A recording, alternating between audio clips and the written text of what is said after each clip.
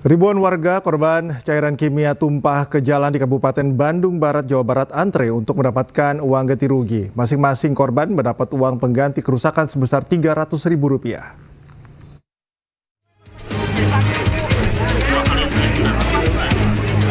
Seribu warga antri untuk mendapatkan uang ganti rugi kerusakan kendaraan sebagai dampak tumpahnya cairan kimia dari truk tangki di Jalan Raya Cikalong Wetan, Padalarang, Kabupaten Bandung Barat. Ganti rugi diberikan oleh pihak perusahaan CV Yasindo Pratama. Dari perusahaan mohon maaf masyarakat atas kejadian ini karena ini di luar dugaan kita. Tidak ada suatu kesengajaan dan ini juga akan berproses. Jadi tidak sampai di sini Pak. Jadi masyarakat paham bahwa kepolisian tetap memproses. Ya kita memberikan apresiasi kepolisian sudah menangani dengan baik dan kami menangani dengan masyarakat yang kerugian. Ya semua kita akan selesaikan dengan cara baik. Uang ganti rugi diberikan Rp300.000 per korban. Meski uang ganti rugi jauh dari perbaikan kendaraan hingga di atas Rp1 juta, tapi tak jarang korban tetap menerimanya dan enggan melakukan negosiasi karena memakan waktu yang lama. Hitung berapa Kang kalau kerusakan secara mekanik ke bengkel? Lumayan tuh. Ya lebih dari 300. Lebih tuh. 1 juta sampai Ada Misalnya sampai segitu. juta. Tapi uang gantinya sekarang baru 300.000. Bisa nego lagi gitu. kalau yang mau itu teh, kalau emang nego tapi harus nunggu dulu ini beres. Kalau Akang sendiri mau gimana, nego Kang? lagi atau gimana? Ribet nyata ya. 2 hari Proses. kerja tuh. Oh, karena ngurus-ngurus kayak gini.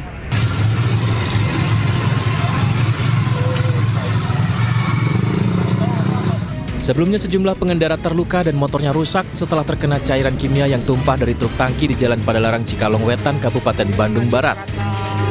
Para pengendara yang kulitnya terkena cairan kimia tersebut mengeluh gatal-gatal serta panas. Kendaraan-kendaraan warga yang terkena cairan kimia yang bocor dari truk ini mengalami kerusakan. Tak hanya berdampak pada terkelupasnya cat dan mengalami korosi, cairan yang mengenai rangka kendaraan juga mengakibatkan kerusakan hingga mesin menjadi mogok.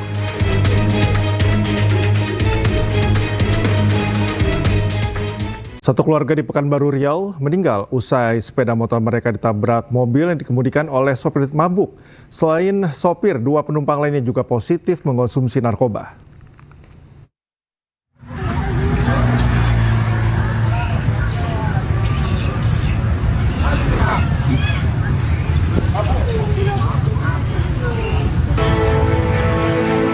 Kecelakaan maut terjadi di Jalan Hang Tuah Ujung, Kecamatan Tenayan Raya, Pekanbaru Riau.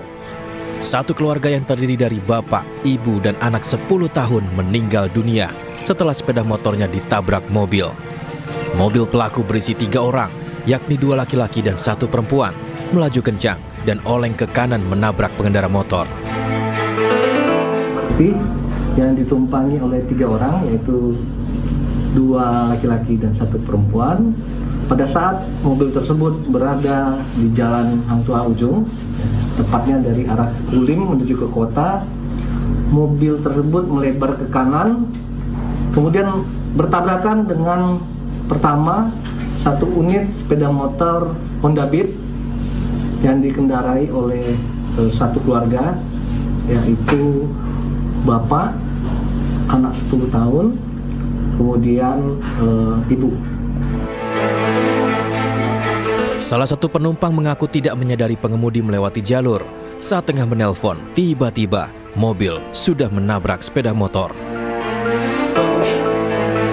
Saya sih waktu itu kan lagi ngobrol sama anak karena yang rumah saya satu-satunya Tapi terpulang. ya gitu. Tapi kan kamu lihat tuh. Biar tiba-tiba udah tak kayak gitu. Kini pengemudi mobil sudah ditetapkan sebagai tersangka dan langsung ditahan, sedangkan 2 orang penumpang mobil masih dalam penyelidikan. Dari hasil pemeriksaan serta hasil tes urin, ketiganya positif mengonsumsi narkoba. Dari Pekanbaru Riau, Indra Yoserizal, iNews melaporkan. 3 korban kecelakaan maut di kota Pekanbaru Riau dimakamkan Rabu sore. Keluarga korban berharap mendapatkan keadilan serta pelaku dapat dihukum berat.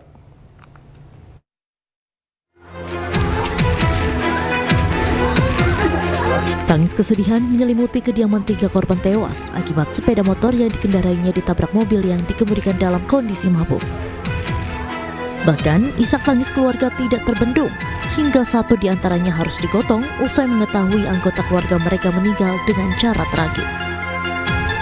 Usai disemayamkan dan disolatkan, 3 jenazah korban kemudian langsung dibawa ke pemakaman untuk dikebumikan. Isak tangis keluarga kembali tidak terbendung sesaat sebelum jenazah korban dimakamkan. Jenazah korban kemudian dimakamkan berdampingan di Taman Pemakaman Umum Tampan, Kota Pekanbaru. Keluarga pun berharap mendapatkan keadilan serta pelaku dapat dihukum berat. Yang intinya pelaku dihukumlah sesuai dengan hukum-hukum yang berlaku. Sebelumnya kecelakaan maut terjadi di Jalan Hang Tuah Ujung, Kecamatan Tenayan Raya, Kota Pekanbaru, Rabu pagi kemarin. Sebuah mobil minibus menabrak satu keluarga yang mengendarai sepeda motor. Nyawa korban yang terdiri dari suami istri serta seorang anaknya tidak tertolong. Dari Pekanbaru Riau, Indra Yose Rizal, iNews melaporkan. Aksi penembakan terjadi di rest area kilometer 45 Jalan Tol Tangerang Merak, Kecamatan Jayanti, Kabupaten Tangerang, Banten. 1 dari 2 korban yang merupakan bos rental dinyatakan tewas usai ditembak di bagian dada.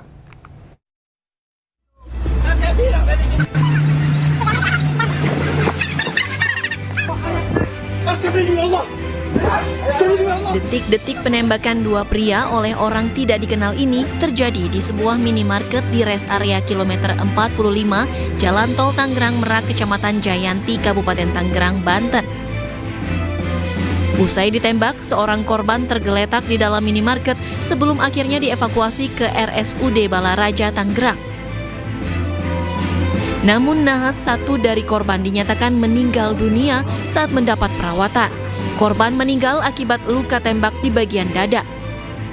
Sementara 1 korban lainnya masih dalam perawatan intensif akibat luka tembak di punggung dan tangan sebelah kiri.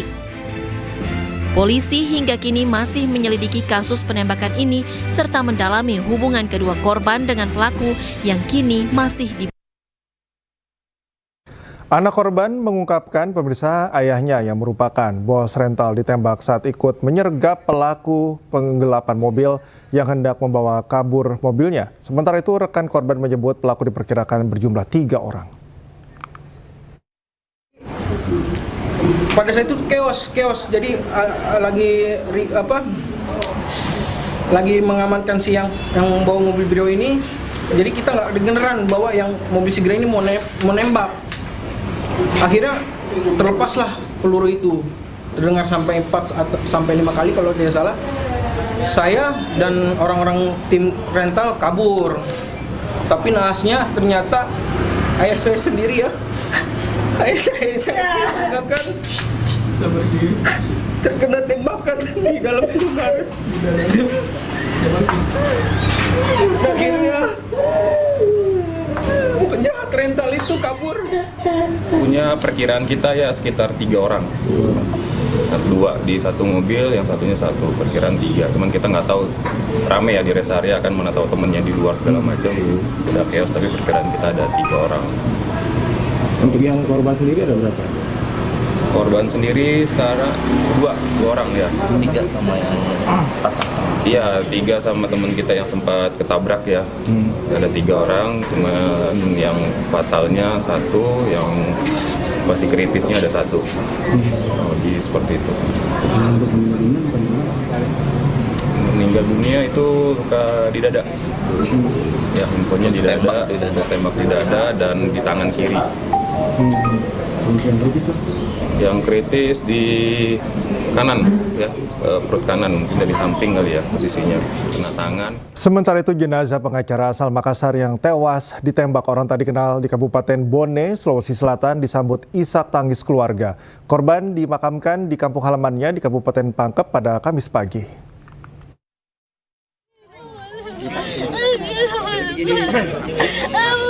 Ya pandu. Isak tangis menyambut kedatangan jenazah pengacara yang meninggal ditembak orang tak dikenal. Istri korban tak kuasa menahan tangis menyambut jenazah suaminya. Korban dimakamkan di kampung halaman istrinya di Kabupaten Pangkep, Sulawesi Selatan. Keluarga dan kerabat juga tak kuasa menahan air mata menyaksikan jenazah almarhum yang sudah terbujur kaku diturunkan ke liang lahat. Pengacara asal kota Makassar ini meregang nyawa setelah ditembaki oleh orang tak dikenal saat tengah makan malam pada perayaan Tahun Baru di rumah keluarganya. Pemakaman almarhum pengacara yang ditembak dari Dibone, kami dari pihak pengamanan, alhamdulillah kami perintahkan kepada anggota saya untuk menyambut kedatangan almarhum, tepatnya di Dusun Soreang, Galumboko, Desa Ka'bah, Kecamatan Minasatene. Sebelumnya korban sempat dilarikan ke rumah sakit, namun sayang nyawanya tak tertolong. Belum diketahui secara pasti apa motif pelaku OTK tega membunuh korban. Namun diketahui korban tengah menangani kasus sengketa tanah di Kabupaten Bone. Dari Kabupaten Pangkep, Sulawesi Selatan, Udin Syahrudin, iNews melaporkan. Kita ke informasi lainnya pemirsa, Mahkamah Konstitusi mengabulkan gugatan tentang syarat ambang batas pencalonan presiden atau presidensial threshold 20%. Selanjutnya, pasangan calon presiden dan wakil presiden bisa diusulkan oleh partai politik tanpa harus memiliki kursi di DPR. Dalam putusannya, Mahkamah Konstitusi menyebut batas pencalonan presiden atau presidensial threshold 20% inkonstitusional dan harus dibatalkan. Ketua MK, Suhartoyo, menyatakan bahwa pengusulan pasangan calon presiden dan wakil presiden oleh partai atau gabungan partai politik tidak didasarkan pada persentase jumlah kursi di DPR atau suara sah nasional. MK menyatakan norma pasal 222 dalam Undang-Undang Pemilu bertentangan dengan UUD 1945 dan tidak memiliki kekuatan hukum mengikat. Mengadili. 1. Mengabulkan permohonan para pemohon untuk seluruhnya. 2. Menyatakan norma pasal 222 Undang-Undang Nomor 7 Tahun 2017 tentang Pemilihan Umum Lembaran Negara Republik Indonesia tahun 2017 Nomor 182 tambahan Lembaran Negara Republik Indonesia Nomor 6109 bertentangan dengan Undang-Undang Dasar Negara Republik Indonesia tahun 1945 dan tidak mempunyai kekuatan hukum mengikat. 3. Memerintahkan pemuatan putusan ini dalam Berita Negara Republik Indonesia sebagaimana mestinya. Ketua MK menjelaskan 2 dari 9 hakim Mahkamah Konstitusi yakni Anwar Usman dan Daniel Yusmik Pevok memberikan dissenting opinion dalam putusan MK menghapus ambang batas pencalonan presiden atau presidensial threshold 20%. Anwar Usman dan Daniel menyatakan para pemohon dalam uji materi pasal 222 Undang-Undang Nomor 7 Tahun 2017 tentang pemilu tidak memenuhi syarat legal standing, sehingga perkara seharusnya tidak dilanjutkan. Dissenting dimaksud tidak dianggap diucapkan, namun pada pokoknya 2 hakim tersebut berpendapat bahwa para pemohon tidak memiliki kedudukan hukum atau legal standing, sehingga seharusnya mahkamah tidak melanjutkan. Inilah rekaman kamera CCTV yang merekam 3 orang tak dikenal yang menurunkan sebuah koper yang tidak diketahui isi dari koper di sebuah kafe di dalam area SPBU Arteri Porong Sidoarjo, Jawa Timur. Petugas keamanan SPBU yang curiga dengan isi koper menghubungi Polsek Porong yang kemudian dilanjutkan dengan menghubungi tim Geganap Brimob Polda Jatim. Tim penjinak bom Geganap Brimob Polda Jatim datang ke lokasi dengan menggunakan baju anti bom, langsung mengevakuasi diduga koper misterius yang berisikan bahan yang mudah meledak ke belakang kafe. Dalam proses pemeriksaan, petugas melakukan sterilisasi dan pengosongan area SPBU dan aktivitas pengisian BBM dihentikan sekitar 30 menit. Dengan kerjasama dengan Polsek, kerjasama dengan tim Gegana Polda Satbrimob Polda Jatim dengan sigap dan menindaklanjuti memeriksa sterilisasi, menindaklanjuti sesuai dengan SOP menyimpulkan dan menyatakan bahwasanya koper yang diduga dengan adanya bahan ataupun benda yang mudah meledak tersebut tidak benar. Adanya koper itu berisikan tentang perlengkapan pribadi, yaitu sepatu, tas, sepatu, tas, sama tas kecil maksudnya ya. Kabel seperti baju juga, alat cukur seperti itu dan lain-lain. Setelah dinyatakan aman, polisi akhirnya membuka kembali area SPBU untuk umum. Sementara seluruh barang yang dicurigai diamankan tim Gegana Brimob Polda Jatim. Dari Sidoarjo, Jawa Timur, Pramono Putra, iNews melaporkan. Mabes Polri kembali menggelar sidang etik profesi Polri terhadap 3 anggota kepolisian. Sementara Direktur Reserse Narkoba Polda Metro Jaya dipecat imbas kasus dugaan pemerasan penonton asal Malaysia di acara DWP.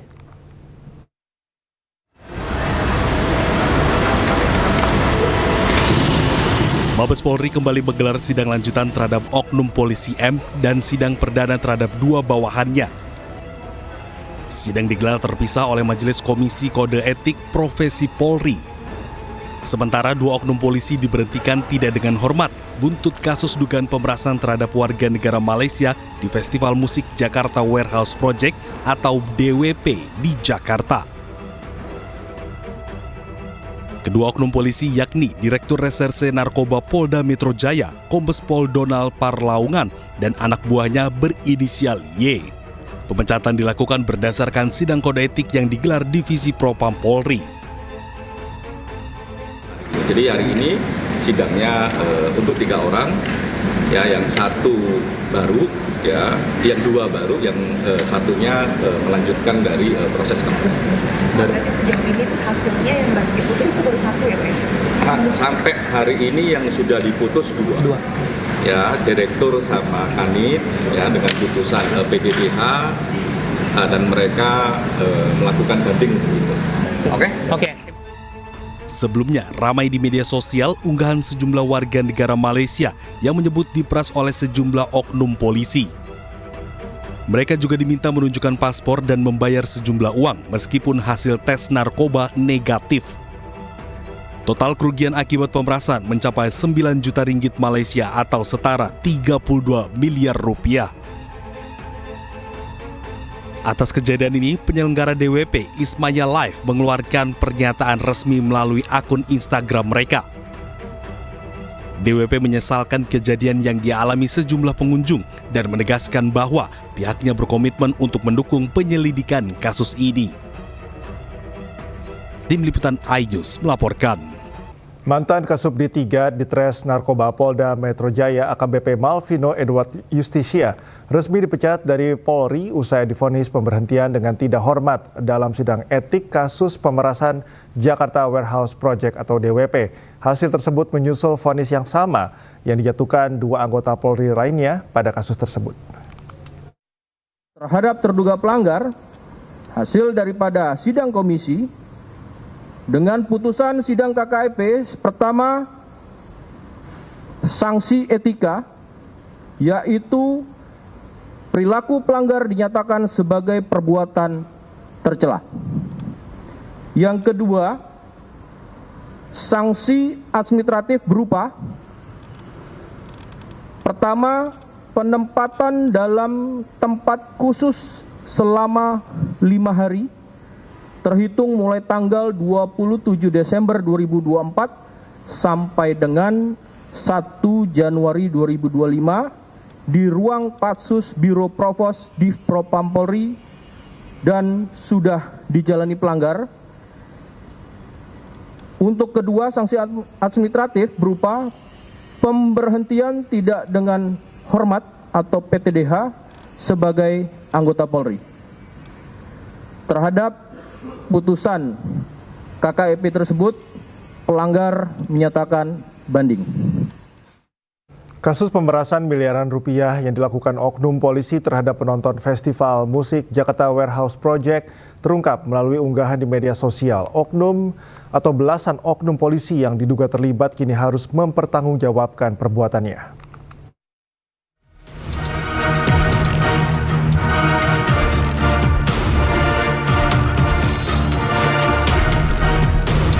Festival Musik Jakarta Warehouse Project atau DWP ternodai atas dugaan pemerasan yang dilakukan oknum polisi terhadap puluhan penonton asal Malaysia. Kasus terungkap melalui unggahan para penonton yang viral di media sosial. Sejumlah warga negara Malaysia mengaku dipaksa menjalani tes urin dan membayar sejumlah uang meski hasil tes narkoba negatif. Total kerugian akibat pemerasan disebut mencapai 9 juta ringgit Malaysia atau setara 32 miliar rupiah. Buntut kasus pemerasan ini, Direktur Reserse Narkoba Polda Metro Jaya, Kombes Donald Parlaungan Simanjuntak, dijatuhkan sanksi pemberhentian tidak dengan hormat atau PTDH. Sanksi pemecatan diputuskan dalam sidang kode etik yang digelar pada 31 Desember 2024. Sebelum dipecat, Kombes Donald Simanjuntak telah dimutasi dari jabatannya melalui surat telegram Kapolri tertanggal 29 Desember 2024. Posisi Dires Narkoba Polda Metro Jaya digantikan oleh Kombes Ahmad David. Dalam kasus pemerasan ini, sebanyak 18 oknum polisi yang diduga terlibat diamankan Divisi Propam Polri. Belasan oknum polisi tersebut terdiri dari personil Polda Metro Jaya, Polres Metro Jakarta Pusat, dan Polsek Metro Kemayoran. Hasil diskusi kami dengan pimpinan Polri, kita sepakat bahwa penanganan kasus ini semua diambil alih oleh Divpropam Mabes Polri.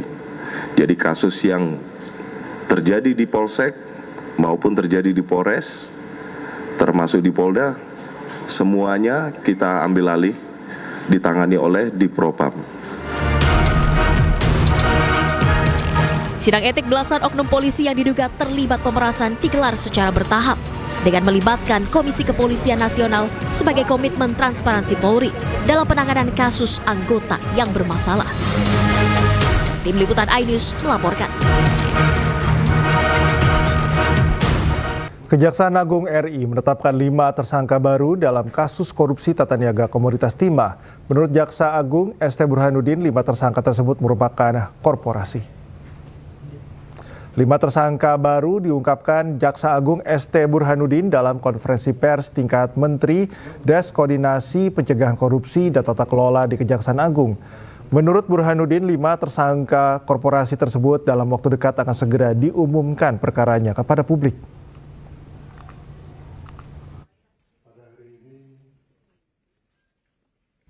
Yaitu yang pertama adalah PT RBT, yang kedua adalah PT SB, yang ketiga PT SIP, yang keempat PT TIN, dan yang kelima PT PIP. Tentang kerugiannya nanti mungkin akan diperjelas oleh Pak Jampitsus. Sementara itu, terpidana kasus korupsi timah Harvey Muiz dan istrinya Sandra Dewi terdaftar sebagai penerima BPJS Kesehatan yang iurannya dibayarkan oleh Pemprov Jakarta. Pemprov Jakarta menyebut akan menghapus kepesertaan Harvey dan Sandra sebagai penerima bantuan iuran melalui revisi Pergub.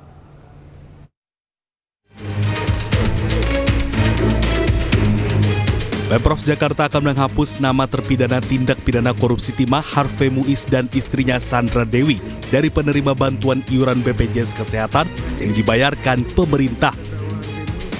Keduanya diketahui terdaftar sebagai peserta BPJS Kesehatan sejak 6 tahun lalu. Data Harvey Muiz dan Sandra Dewi menjadi peserta BPJS Kesehatan diungkap oleh BPJS Kesehatan.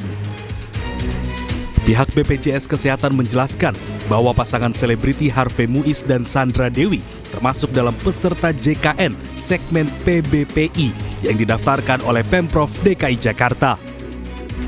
Bahkan kita telah ketahui sejak 2018 Pemprov DKI Jakarta sudah berhasil mewujudkan Universal Health Coverage atau UHC ini lebih cepat daripada target yang ditetapkan pada saat itu, yaitu tahun 2019. Begitu juga dengan peserta atas nama Harvey Muiz dan juga Sandra Dewi. Mereka didaftarkan oleh Pemprov DKI Jakarta menjadi peserta JKN di segmen PBPU yang dibayarkan oleh Pemda. Demikian. Menindaklanjuti hal tersebut, Pemprov Jakarta menyatakan akan menghapus kepesertaan Harvey Muiz dan Sandra Dewi sebagai penerima bantuan iuran melalui revisi Pergub nomor 46 tahun 2016. Kalau untuk Pak Harvey Muiz dan Ibu Sandra Dewi atau katakanlah yang warga yang seperti itu masuknya bukan kepada CKN yang dibiayai PBI gitu ya, tapi itu adalah yang mandiri, harusnya itu adalah mandiri. Oleh karena itu kemudian yang perlu kita lebih giatkan lagi adalah sosialisasi terkait ada namanya di CKN mandiri keren, bahwasanya memang tidak semua warga itu berhak seperti itu. Kalau sekarang ini kita upayakan untuk orang-orang yang mampu adalah dengan biaya yang mandiri tadi itu kita akan sosialisasikan, tapi nanti juga kita seiring kita regulasinya kita tata ya. Sebelumnya, Harvey Muiz divonis 6,5 tahun penjara oleh Pengadilan Tindak Pidana Korupsi. Vonis tersebut mendapat cibiran dari sejumlah pihak yang menilai terlalu ringan dan tidak sebanding dengan kerugian negara yang mencapai 300 triliun rupiah. Bahkan Presiden Prabowo Subianto pun turut menyoroti vonis yang diberikan ke Harvey Muiz. Dari Jakarta, Helmi Sajangbati, iNews melaporkan. Kembali di iNews Prime, pemirsa, 8 orang terluka akibat jembatan gantung di objek wisata tepian Sungai Malus, Lubuk Linggau, Sumatera Selatan ambruk. Jembatan tersebut ambruk karena diduga tak kuat menahan beban. Banyak korban. Oh ya, banyak korban. Ya Allah. 8 warga mengalami luka serius akibat ambruknya jembatan gantung di objek wisata Sungai Malus, Kelurahan Petanang, Kota Lubuk Linggau, Sumatera Selatan. Insiden ini terjadi pada 1 Januari 2025 di tengah momen libur tahun baru. Jembatan gantung yang dibangun pada tahun 2014 ini diduga tak kuat menahan beban berat akibat banyaknya jumlah pengunjung di atas jembatan. Pihak kepolisian masih mendalami penyebab ambruknya jembatan gantung ini dan memeriksa 4 saksi dari pengelola tempat wisata. Sementara para korban dilarikan ke rumah sakit untuk menjalani perawatan intensif. 1 dari total 8 korban luka bahkan mengalami kelumpuhan akibat bagian pinggang tertimpa puing jembatan. Pengelola dan pemilik lahan ya nanti sedang kita dalami ya, dan nanti mereka bisa dikenakan pasal yang konstruksikan, pasal yang memang bisa diterapkan nanti pada si para pengelola. Tapi sejauh ini dari para pengelola maupun pemilik lahan mereka kooperatif, mereka intinya mau bertanggung jawab terkait atas kejadian peristiwa kemarin yang menimbulkan beberapa korban luka ini. Polisi saat ini sudah menutup seluruh aktivitas di lokasi objek wisata dan memasang garis polisi. Sementara proses penyelidikan dilakukan guna mendalami apakah insiden ini terjadi atas kelalaian pengelola wisata. Dari Lubuk Linggau, Sumatera Selatan, Sudirman, iNews melaporkan. Warga negara Mesir terlibat perkelahian dengan warga di Temanggung, Jawa Tengah. Keributan diduga dipicu kesalahpahaman dalam bisnis jual beli kopi. Terus.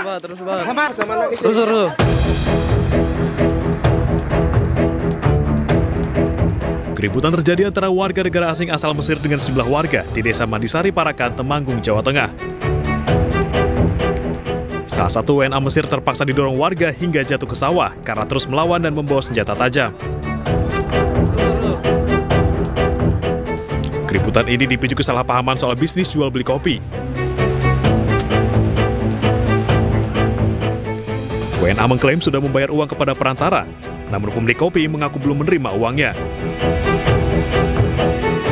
Saat akan mengambil barang dagangannya, pemilik kopi dihalang-halangi oleh 3 WNA yang membawa senjata tajam. Jadi menurut Arab itu dia sudah bayar ke ferry, ya paham? Sudah bayar ke ferry, tapi ketika ditanyakan bukti transfer atau nota atau kwitansi itu nggak ada, sampai sekarang pun nggak ada. Itu. Nanti kita sampaikan setelah hasil penyelidikan kita, karena hari Minggu kemarin kita baru menerima pengaduan tersebut. Kita masih dalam penyelidikan apakah yang bersangkutan memang WNA atau sudah WNI.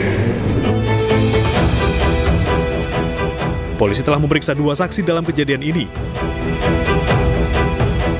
Kasus masih dalam penyelidikan aparat Satreskrim Polres Temanggung. Dari Temanggung, Jawa Tengah, Didik Dono Hartono, iNews melaporkan.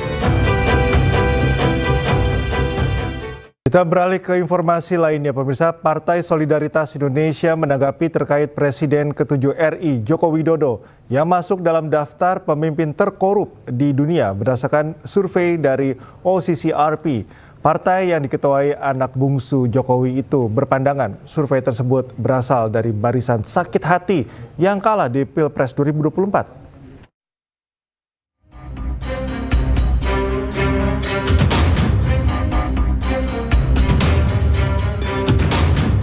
Presiden ke-7 Republik Indonesia, Joko Widodo, masuk dalam daftar finalis pemimpin paling korup di dunia versi OCCRP.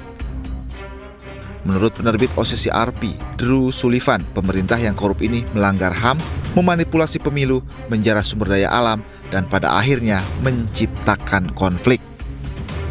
Jokowi menanggapi santai survei OCCRP tersebut.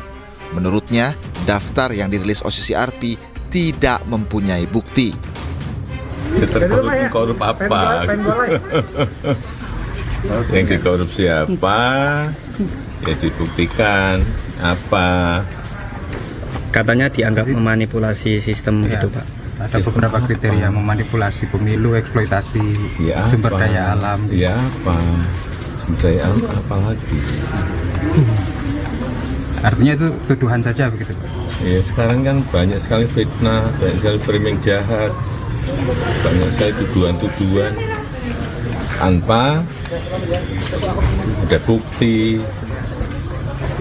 Itu yang terjadi sekarang kan.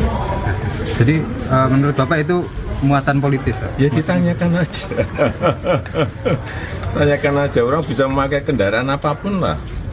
Bisa pakai NGO, bisa pakai partai, bisa pakai ormas untuk menuduh, untuk membuat framing jahat, membuat tuduhan jahat seperti itu.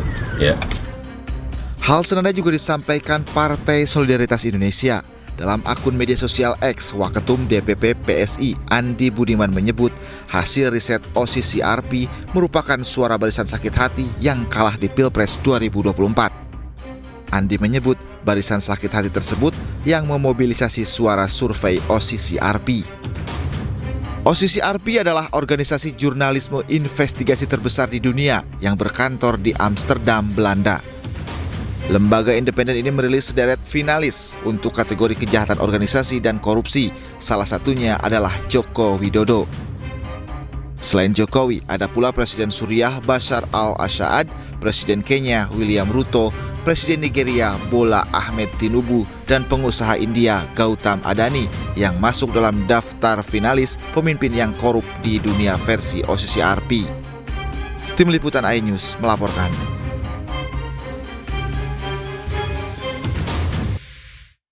Menteri Koordinator Bidang Politik dan Keamanan Budi Gunawan meminta seluruh pihak untuk menjaga marwah para mantan presiden terkait masuknya nama Joko Widodo, Presiden ke-7 RI dalam daftar tokoh terkorup dunia 2024 versi OCCRP. Biar bagaimanapun Presiden itu kan warga negara terbaik ya di setiap negara. Nah, kita harus menghargai legasi beliau. Dan kita harus jaga betul marwah presiden ya, untuk masuk mantan presiden. Artinya dijadikan sebagai tokoh korup itu gimana Pak Menko? Jangan berpolemik ke bawah ke sana. Yang penting tetap kita jaga kerukunan persatuan kita dan jaga marwah mantan presiden. Presiden Prabowo Subianto akan menyambangi Ibu Kota Nusantara atau IKN bersama dengan menteri terkait dalam waktu dekat. Kunjungan Prabowo untuk meresmikan 7 pembangunan mulai dari Istana Garuda hingga jalan tol.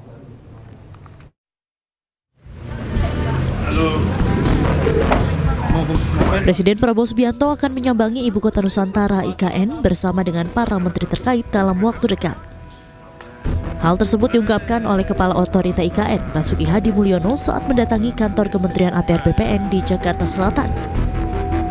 Basuki mengungkapkan kehadiran Presiden Prabowo ke Ibu Kota di Kalimantan Timur itu untuk meresmikan proyek pembangunan di Ibu Kota baru pada Januari 2025. 7 bangunan yang akan diresmikan tersebut yakni Istana Garuda, tol segmen Karangai ke Simpang Pulau Balang, jalan tol segmen Jembatan Sepadung, kantor Kemensesnek, kantor Kemenko 3, kantor Kemenko 1 dan 4, serta spam Sepaku dari jaringan distribusi utama dan jaringan distribusi pelanggan. Pak Menteri PU sudah mengusulkan untuk meresmikan beberapa, saya baru telepon. Kami juga sedang mau mengusulkan beberapa groundbreaking, jadi tergantung jadwal beliau. Jadi Pak Prabowo dijadwalkan hadir? Saya kira ya, karena kehadiran beliau pasti akan meningkatkan semangat terutama para investor. Selain itu, Basuki juga membeberkan program prioritas IKN pada tahun 2025, yakni proyek infrastruktur dengan nilai pembangunan mencapai 6,3 triliun rupiah. Dari Jakarta, Rian Rahman, iNews melaporkan.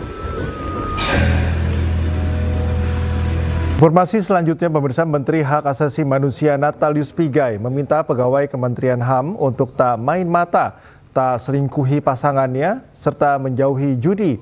Hal tersebut disampaikan dalam sambutan usai melantik pejabat manajerial Kementerian HAM pada hari ini.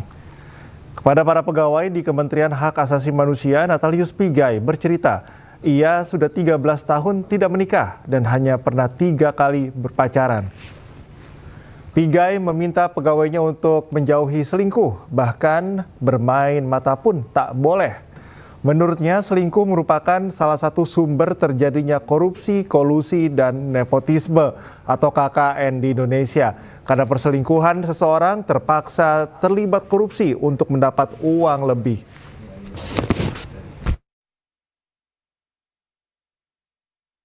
Nggak boleh main mata antar pasangan, laki-laki perempuan. Saya sudah 13 tahun tidak punya istri, cuma 3 pacar. Ya, 3 bos, saya 3 aja. Saya nggak pernah macam-macam. Instagram terbuka, Twitter terbuka, Facebook terbuka, nggak ada itu yang WA terbuka, teror saya nggak ada. Karena memang kita baik. Nggak boleh. Kalau ketahuan saya copot. Nggak boleh bohongi orang. Saya sudah menunjukkan ke